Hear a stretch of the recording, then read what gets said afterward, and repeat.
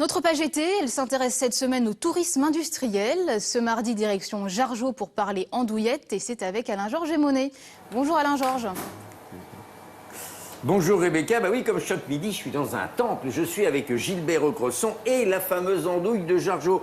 Première question, elle a une histoire, cette andouille de Jargeau? Alors, elle a une très très vieille histoire. Elle a été découverte au Moyen-Âge, on ne sait pas trop exactement, puis perdue de vue, et on la retrouve au 19e siècle, subitement, et elle a été mise en valeur par plusieurs écrivains.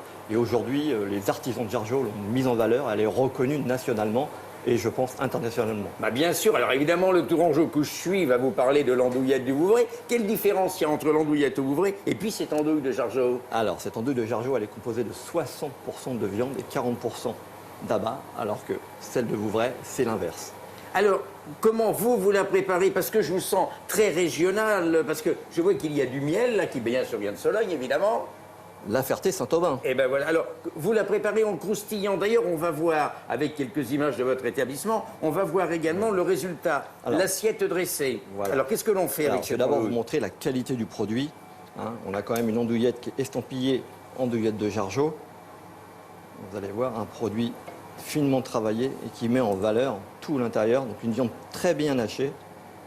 Et qui permet... Ça, c'est important, le hachage de la viande? Oui, oui, ça permet une cuisson qui se maintient très très bien au four et qu'on peut retravailler à volonté. Alors, vous mettez du important. miel, j'ai vu qu'il y avait bien sûr des condiments, des épices, et puis vous mettez quoi, une feuille de brique autour? Voilà, donc le produit cuit, doré, on va le revisiter encore une fois. Donc on va prendre une petite feuille de brique. Voilà. On le roule et on le met au four. On va la rouler.